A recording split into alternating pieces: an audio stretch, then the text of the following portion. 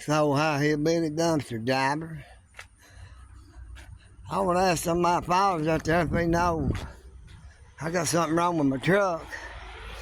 I don't know what it is, but when I go run a curve to the right, back in the truck makes a real loud squeaking noise. It don't do it when you go to run a curve to the left, but it does when you go to the right.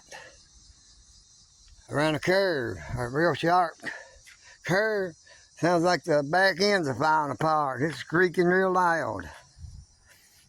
And I need to fix it. I can't drive nowhere. I don't know if anybody knows. Would you tell me in the comments? Just though I hear big dumpster driver over and out.